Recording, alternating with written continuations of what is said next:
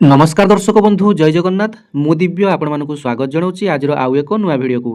दर्शक बंधु job card को नहीं आउ एक बड़ अपडेट आसी जाइए जहाँकि सारा देश तथा राज्यर समस्त जॉब कार्डधारी मैंने जाना निहाती आवश्यक। तेबे वर्तमान यही जॉब कार्ड रे दुईटी बड़ परिवर्तन आसी जहाँकि सारा ओडिशार जॉब कार्डधारी मानक जाना निहाती आवश्यक।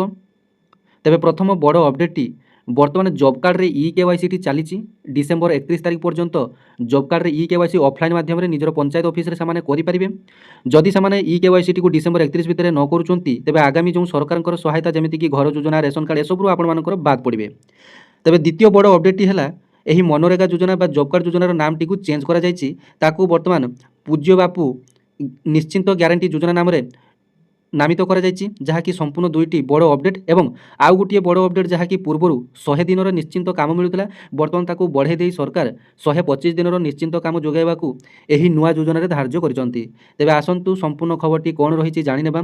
सरकार एही योजनार नामटी को बदलई कौ नुआ नामटी देले एवं केते दिन काम मिलियो एवं जो माने कि जॉब कार्ड नुआ करी आवेदन करने को चाहूँगी से केमिति कौन आवेदन करेंगे जदि जो मानकर कि रही जॉब कार्ड से केमिति केवाईसी करेंगे डिटेल्स अपडेट आपको वीडियो माध्यम देवी वीडियो भल लगे गोटे लाइक करेंगे अन्य शेयर करेंगे चैनल को सब्सक्राइब करेंगे। तेज देखूँ केंद्र सरकार यह मनरेगा योजनार नाम परिवर्तन कर शुक्रवार कैबिनेट बैठक में यह निष्पत्ति को अनुमोदन कर सरकार यह मनरेगा योजनार नाम परिवर्तन कर पूज्य बापू ग्रामीण निजुक्ति ग्यारंटी योजना जहाँ ग्रामीण गरीब लोक मान प्रतिवर्ष 125 दिन काम सुनिश्चित कर योजना सरकार 1.51 लाख कोटी टंका व्यय बराद कर।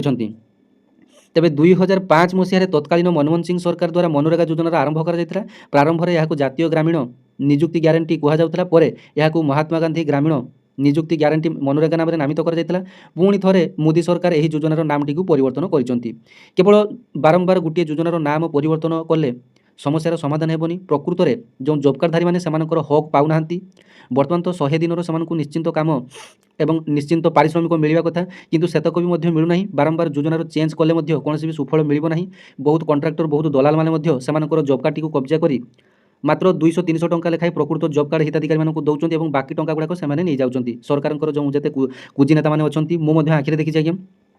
तेज मोर कहबार कथा प्रकृतर जॉब कार्ड हिताधिकारी मानक निश्चिंत काम जोगे दि जाऊ सबू टंका से दि जाऊ।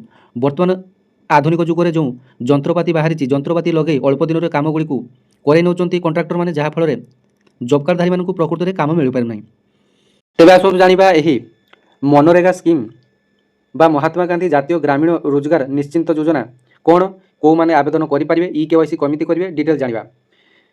तेबे यही योजनार उद्देश्य थिला जे ग्रामीण अंचल गरीब परिवार को प्रतिवर्ष अति कम 100 दिन दरमा भित्तिक काम दे रोजगार सुनिश्चित करवा।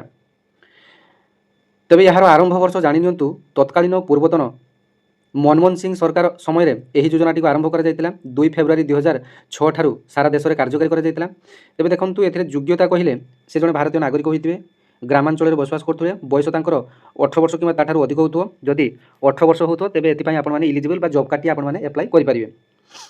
अकुशल श्रम करने को इच्छुक कुशली नुह अणकुशली श्रमिक जो मैंने ये आवेदन करेंगे कौन प्रकार काम ना एथे आपणकर माटी काम जेपरिक पोखरी कूଅ खनन रास्ता निर्माण जल संरक्षण काम वन सृष्टि गछरोपण क्षति संपर्कित काम प्रायतः कामटा आपणकर माटी उपर सब रहिबो। तापर देखंतु दरमा देखंतु राज्य अनुसार दरमा भिन्न आपणकर ओडिशा रे कुशली अणकुशली श्रमिकों सर्वनिम्न जमी मजूरी राज्य सरकार धार्य करथांती से अनुसार आपणकर मजूरीर दाम केते रहिबो राज्य सरकार ताकू धार्य करथांती। ओडिशा रे प्रतिदिन प्रायतः 300 प्लस अर्थात सरकारी निर्धारित आपणकर वर्तमान ओडिशा रे 380 टंका कि 60 टंका एमती केते आपणकर ओडिशा रे प्रायतः रही दैनिक मजूरी भत्ता। तेबे यही दरमाटी आपणकर बैंक एवं पोस्ट ऑफिस खाता को सीधा सड़क भाव में डीबीटी अकाउंट को क्रेडिट हो जाए। तेबे एथिरे आपणकर प्रति परिवार को बा योग्य परिवार को गोटे जॉब कार्ड टी दि जाए यह द्वारा काम और दरमार रेकर्ड रहे और से खातार आपणकर कौन दिन कौन काम कल और दरमा आपणकर केते टंका पाइले से खातार आपणकर लेखा जाए। तेबे 15 दिन मध्य काम न मिले बेरोजगार भत्ता देवार व्यवस्था रही जोटा कि बर्तमान सुधा कहीं मिलूना केवल सरकारी व्यवस्था यह रही। तेज देखो ये आवेदन प्रक्रिया केमी करेंगे निकटस्थ ग्राम पंचायत कार्यालय आपने आवेदन करेंगे एपाई आपको ऑफलाइन अवेदन करने पड़ो फर्म टी आपने ग्राम पंचायत पाइबे एपाई आपंकर आधार कार्ड भोटर कार्ड बैंक पास बही फोटो ये सब आपंकर निहाती भाव आवश्यक और आप कम करुवा गोटे फोटोकॉपी टी आपंकर उठिकी नहीं जाए तापर आपंकर जॉब कार्ड पंचायत पीओ मान पाखे आपने आवेदन करेंगे। एवं जो मैंने कि केवाईसी को नहीं ଜାଣି ନାହାନ୍ତି ତେବେ ଦେଖନ୍ତୁ ଇ କେୱାଇସି ଆପଣମାନଙ୍କର ଅନଲାଇନ୍ରେ ହେଉନାହିଁ, ଆପଣମାନଙ୍କର ପଞ୍ଚାୟତ ଅଫିସରେ ଆପଣମାନଙ୍କର ହେଉଛି। ଆପଣମାନଙ୍କର ଜବ୍ କାର୍ଡ଼ଟିକୁ ଯଦି ରିନ୍ୟୁ କରିବା ପାଇଁ ଚାହୁଁଛନ୍ତି କିମ୍ବା ଆପଣମାନଙ୍କର ଅପଡ଼େଟ୍ କରିବା ପାଇଁ ଚାହୁଁଛନ୍ତି, ଇ କେୱାଇସି ମଧ୍ୟ ଆପଣମାନଙ୍କର ଜବ୍ କାର୍ଡ଼ରେ ଇ କେୱାଇସି ହେଉଛି, ତାକୁ ମଧ୍ୟ ଇ କେୱାଇସି କରେଇ ନିଅନ୍ତୁ। ନଚେତ୍ ଆପଣମାନଙ୍କର ଜବ୍ କାର୍ଡ଼ ସମ୍ପୂର୍ଣ୍ଣ ବନ୍ଦ ହୋଇଯିବ, ସରକାରୀ ସୁବିଧା ଆପଣମାନେ ପାଇବେ ନାହିଁ। ତେବେ ଆପଣମାନେ ନିଜ ପଞ୍ଚାୟତର ପିଓଙ୍କ ପାଖକୁ ଯାଇ ଆପଣମାନେ ନିଜର ଜବ୍ କାର୍ଡ଼ଟିକୁ ନେଇ ଆପଣମାନଙ୍କର ଆବଶ୍ୟକ ଡକୁମେଣ୍ଟ ସମସ୍ତ ନେଇ ଇ କେୱାଇସିଟିକୁ କରେଇ ନିଅନ୍ତୁ। ଯେଉଁମାନେ ନୂଆ ଆବେଦନ କରିବା କଥା ମଧ୍ୟ ସେଇ ସେମ୍ ପ୍ରୋସେସ୍ରେ ଆପଣମାନଙ୍କର ପଞ୍ଚାୟତ ପିଓଙ୍କ ଠାରେ ନିଜର ସମସ୍ତ ଡକୁମେଣ୍ଟ ଦାଖଲ କରିବେ,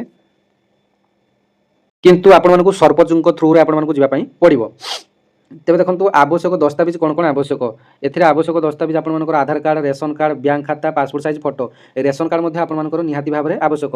ପ୍ରତ୍ୟେକ ଜିନିଷ ସହିତ ବର୍ତ୍ତମାନ ଆଧାର କାର୍ଡ଼ଟି ସଂଯୋଗ ରହିଛି, ଯେମିତିକି ଆଧାର କାର୍ଡ଼ ସହିତ ରେସନ କାର୍ଡ଼, ଆଧାର କାର୍ଡ଼ ସହିତ ବ୍ୟାଙ୍କ ପାସବହି, ଆଧାର ସହିତ ଆପଣମାନଙ୍କର ପ୍ରତ୍ୟେକ ଜିନିଷ ପ୍ରାୟତଃ ଅପଡ଼େଟ୍ ରହିଛି ଏବଂ ଏସବୁ ଜିନିଷ ଆପଣମାନଙ୍କର ପ୍ରାୟତଃ ଅଙ୍ଗାଙ୍ଗୀ ଭାବରେ ଜଡ଼ିତ। ରେସନ କାର୍ଡ଼ ପ୍ରାୟତଃ ବି ତେବେ ରେସନ କାର୍ଡ଼ ସହିତ ବହୁତ ଜିନିଷ ସଂଯୁକ୍ତ ହୋଇଛି। ଯଦି ରେସନ କାର୍ଡ଼ଟି ଆପଣମାନଙ୍କର କେବେ କାଟିଯିବ ତେବେ ଆପଣମାନଙ୍କର ଘର ଯୋଜନାରୁ ମଧ୍ୟ ବାଦ ପଡ଼ିଯିବେ, ଆପଣମାନଙ୍କର ଯେଉଁ ସୁଭଦ୍ରା ଯୋଜନାରୁ ବାଦ ପଡ଼ିଯିବେ, ଆପଣମାନେ ଯେଉଁ ଭତ୍ତା ପାଉଛନ୍ତି ମଧୁଆ ଭତ୍ତା ସେ ଯୋଜନାରୁ ମଧ୍ୟ ବାଦ ପଡ଼ିଯିବେ। ତେବେ ରେସନ କାର୍ଡ଼ ବର୍ତ୍ତମାନ ଏମିତି ଏକ ମେରୁଦଣ୍ଡ ପାଲିଟି ଆଧାର କାର୍ଡ଼ ଭଳିଆ, ତେବେ ଯଦି ଆପଣମାନଙ୍କର ରେସନ କାର୍ଡ଼ କେବେ କାଟିଯାଏ ତେବେ ଆପଣମାନେ ସବୁ ଯୋଜନାରୁ ବାଦ ପଡ଼ିବେ।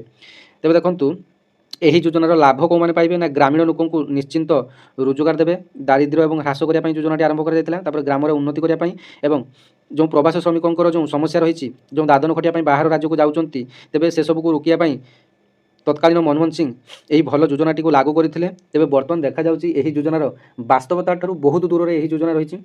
ତେବେ କେବଳ ନାମ ପରିବର୍ତ୍ତନ ହୋଇଛି, କିନ୍ତୁ ଏହି ଯୋଜନାର ଲାଭ ପାଇବାକୁ ଥିବା ହିତାଧିକାରୀମାନଙ୍କର ପ୍ରକୃତର ସମସ୍ୟାର ସମାଧାନ ହୋଇପାରେ ନାହିଁ। ତେବେ ଏଇଟା ଥିଲା ଆପଣମାନଙ୍କ ପାଇଁ ସମ୍ପୂର୍ଣ୍ଣ ଅପଡ଼େଟ୍। ଏଣିକି 100 ଦିନ ବଦଳରେ 125 ଦିନର ନିଶ୍ଚିନ୍ତ କାମ ଆପଣମାନେ ପାଇବେ। ଯେଉଁମାନେ କି ଆବେଦନ କରିବା କଥା ଶ୍ରମିକ ଶ୍ରେଣୀର ଲୋକମାନେ ନିଶ୍ଚିନ୍ତ ଭାବରେ ଆବେଦନ କରିନେବେ। ଡିସେମ୍ବର 31 ତାରିଖ ସୁଦ୍ଧା ନୂଆ ଆବେଦନ କରିନେବେ ଏବଂ ଯେଉଁମାନେ କି ପୂର୍ବରୁ ରହିଛି ଇ କେୱାଇସି କରିନେବେ। ଧନ୍ୟବାଦ। ଜୟ ଜଗନ୍ନାଥ।